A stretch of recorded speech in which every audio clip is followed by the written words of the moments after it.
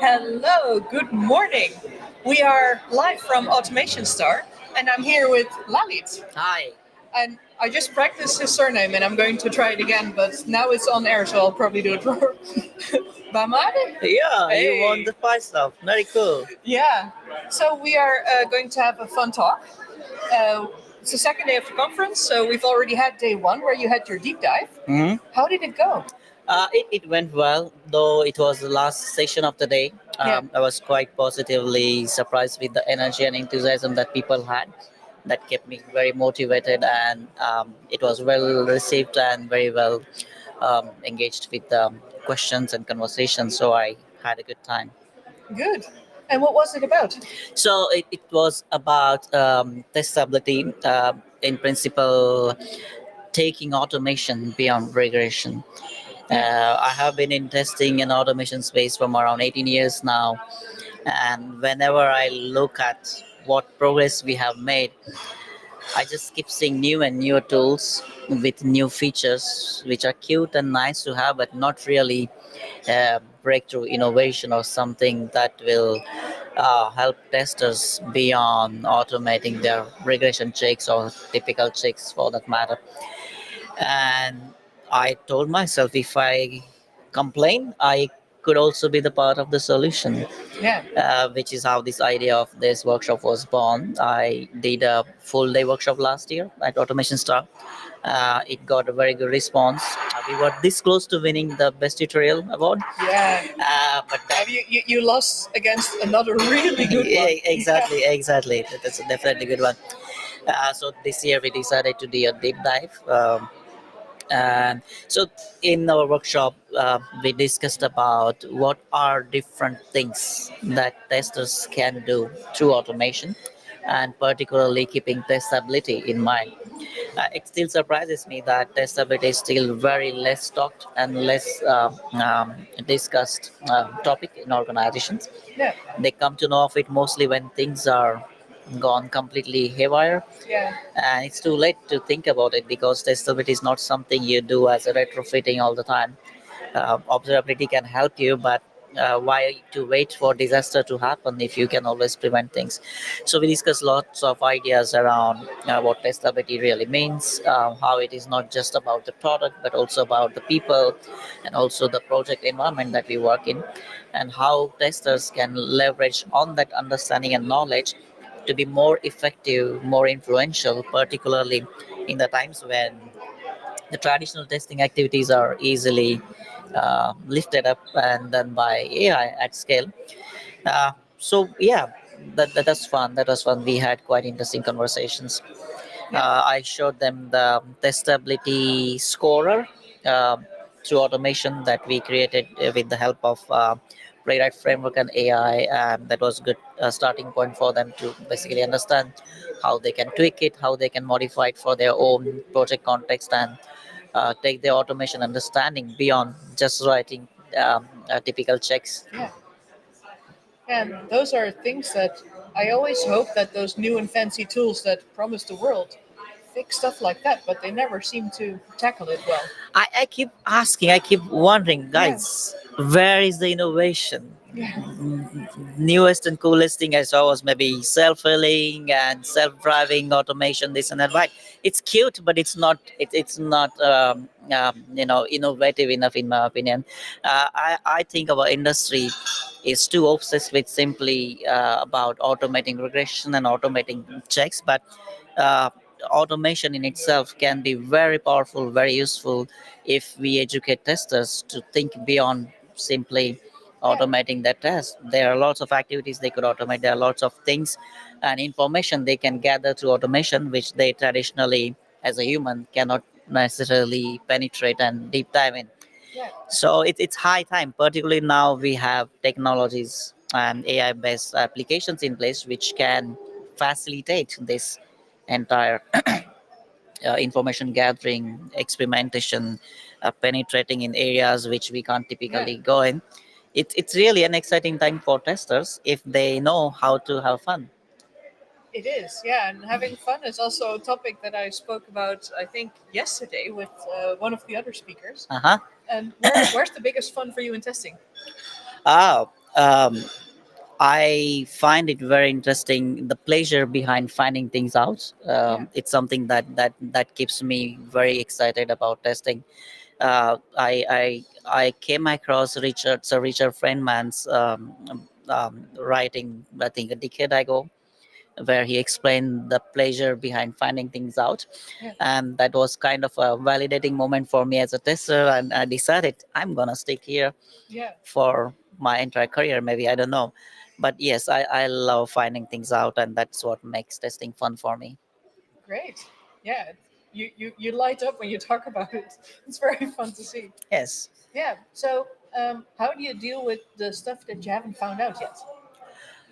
Well, I keep trying, and recently I have been experimenting a lot and exploring a lot on the critical thinking aspects of testing, truth finding aspect that brought me closer to some spiritual topics like Nyaya philosophy, Nyaya school of thought, which is basically an ancient Indian school of thought dealing with modern epistemology, so to speak. And that gave me lots of ideas about how we are under illusion of different things, Yeah. how we make mistakes in our perceptions, Yes. how faulty equipments that we use and tools that we use, be it actual physical tool or mental tool.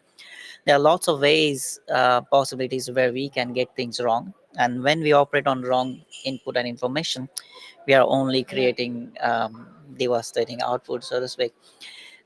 So I'm digging deeper on this topic, and it helps me understand how to eliminate that ignorance and how to get closer to the truth. Yeah. And that in turn also helps me look at AI applications in a different way, because the mistakes that we are likely to make as humans, I believe the applications are also 100%. likely to make those too. So Yeah.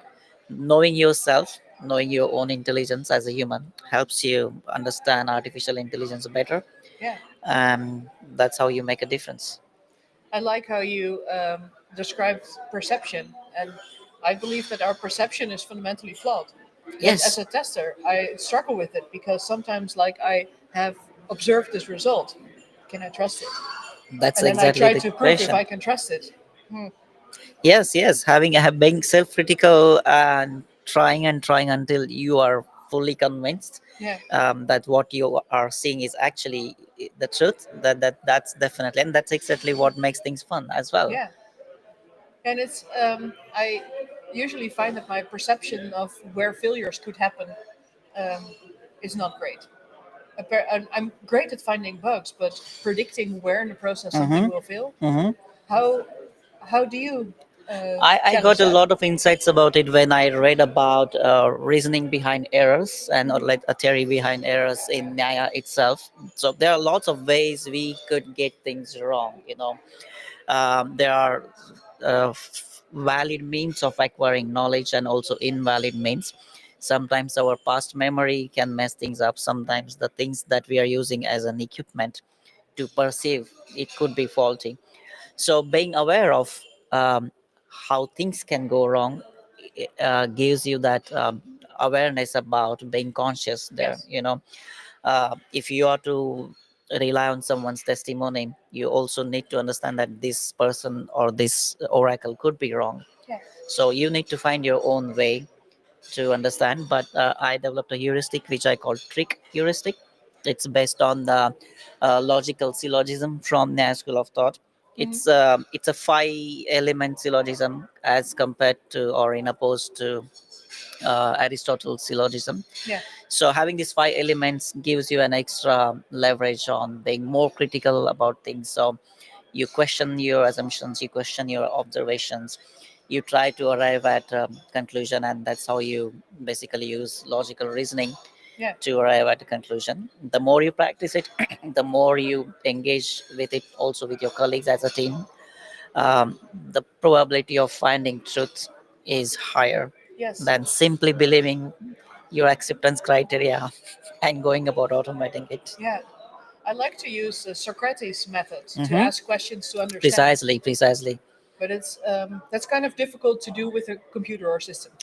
You can do But it. I Yes. use it to find out why it's giving me that output. Yes, yes. Yeah. When particularly now we have conversational agents and AI applications, Yes. I particularly find it very useful to use the Socratic method in the combination of trick heuristic, Yeah. where you keep questioning back whatever you are thrown with. And I also noticed there was apparently a research paper as well, where the output and kind of accuracy of response coming from the LLMs was also improving when it was forced to question back instead of blindly accepting Yeah. the first answer you get. Yeah. So I think it's fun. Yeah. Yeah. When I interact with an LLM or Gen AI, I do tend to ask, show your sources, tell me why you told me that, and ask that a couple of times, even though it hurts my heart to see the tokens go away when I repeat the question. But yeah. Indeed, indeed, that certainly helps. That has been my experience too. Yeah. Um, Say you are a tester that is looking to get into this thought process. How would you start? Thought process, The, thoughts process. yes. That's a very deep question. I mean, if I'm new to testing and if I want somebody to get into this thought process, I would ask them to really get serious about critical thinking. And particularly now, it is so tempting and so convenient to outsource your thinking. Yes. I would recommend them not to do that. So, if there is something that you want an answer for, try to find it out yourself first. Sure, you can take help from AI and whatever tech is there at your disposal, but do not trust it blindly. Yeah. See everything, try everything, but question everything at the same time. And every decision has to be a conscious choice, not something that you are letting an AI application decide on your behalf by default. Yeah. So practice critical thinking, practice art of asking questions, be critical of your own inferences and conclusions. And I think that's the good way to start. Yeah. I usually give this example in my workshops. So I ask people about, hey, I'm giving you 100 euros, and I would like you to buy the best T-shirt for yourself. Tell me, walk me through the process, how you go about it. So they typically tell me I'm going to buy it from this and this shop, this store. It has very good brands, good discounts, and till they make their final purchase, they're very critical of every aspect, every um, qualification criteria that matters to them. Yeah. And then I ask them, okay, so when you are at work and you're testing the application, are you also considering all of these things as if you are the one who is paying for it and being the end consumer? Yeah. So this role play usually helps people to understand that, oh, like my standards of quality are biased when I'm the consumer myself Yeah. and when I'm on the other side of story. Yeah. So I think bridging this gap is very important, having that empathy for the end user and understanding that we could do things with equal curiosity and research and due diligence also in our work. I think that makes a big difference. Yes. Yeah. Being able to name your biases and perspectives is worth gold. True. And that's sometimes how I challenge people to start thinking differently by taking a different perspective. Hmm. Take an opposing view of the opinion you have, or assume that it's wrong. Show me why it's wrong. Absolutely, Yeah. absolutely. Or assume that it's right. Why? Exactly. Yeah. Asking why is very important. And I believe our testing industry, if there is one thing I still complain about is testers don't ask enough questions. Yeah. A lot of things could have been different today if we would make it mandatory for Yeah. testers to ask questions and meaningful questions. But Yeah. I like the well, 5 whys. yes, Yeah. absolutely. Just try to dive in. Like, Yes, why is yes. that? Yeah. Yeah. And usually when you ask someone why, they get a bit, why do you want to know? And then they give an answer, and then you ask why again. And I find that sometimes, especially here in the Netherlands, we are pretty direct. But Yeah. people are like, Don't you believe me? Yeah, that's a good point, which reminds me of an interesting thing I learned from Michael Bolton in my conversation.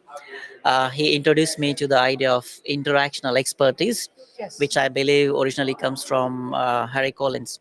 Yes. So, one of the most important skill for testers, I would say, is interactional expertise. Yeah. You need to know how to talk to different people about same topic.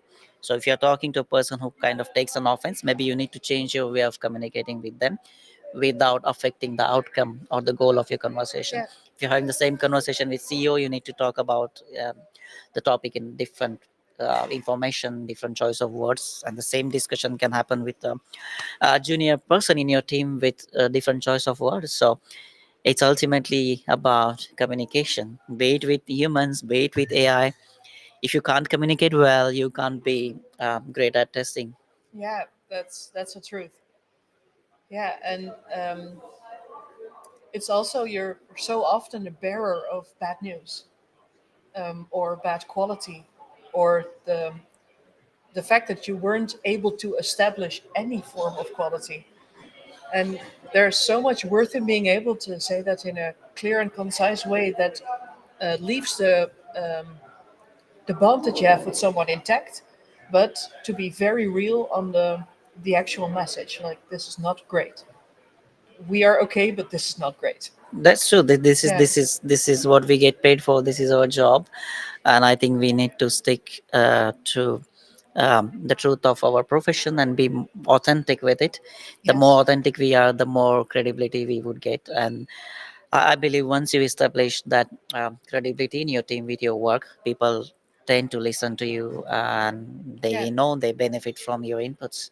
Yeah, and then you need to still be aware of your perceptions, your biases. Absolutely. Communicate about that. Yeah. So I personally find that knowing my biases and my perspectives, sometimes I'm very sure I'm right, but then I am wrong. How do you deal with that? Finding out that you are wrong. It's okay to be wrong. Yeah. It whatever things that you are probably not good at, it only makes you human. It doesn't make you bad human. Yes. But what is maybe not acceptable is not trying. This anthem, I think, comes from my school when I was studying in India. In Sanskrit, it says, "Varam apayasho natu lagu dheyam." It means failure is not a crime, but having low aim is. Yes. I So love keep that. keep pushing yourself, keep trying Yeah. hard. It's okay to fail, but Yeah. not giving up is the key. It's perfectly fine to not know things. Just don't accept whatever you feel is not good, and keep trying for improving. It's better to fail and learn than to not fail. Absolutely. Yes. Wow, wonderful. A pleasure. We touched on really big topics here. Indeed. Oh my god. I think philosophy. Well, I mean, if you're a great tester, I believe it's my experience. Yes. Being great at testing also makes you great at understanding and appreciating life and see it For in sure. different way. It makes you more comfortable with truth, even if it is difficult. Yeah. I think that's the way to crack the code of life. Yeah, wonderful. Lalit, thank you so much. I had a wonderful time with you. Likewise, I enjoyed having a Yeah, conversation with and I you. hope you have a nice rest of the conference. Same to you. Thank There you. are some great talks still happening, and there are also great talks still happening here. I think the next interview is with the program chair of this year's Automation Star. So stay tuned, and Thank you thank all. you for watching. Have a good one. Bye. Bye.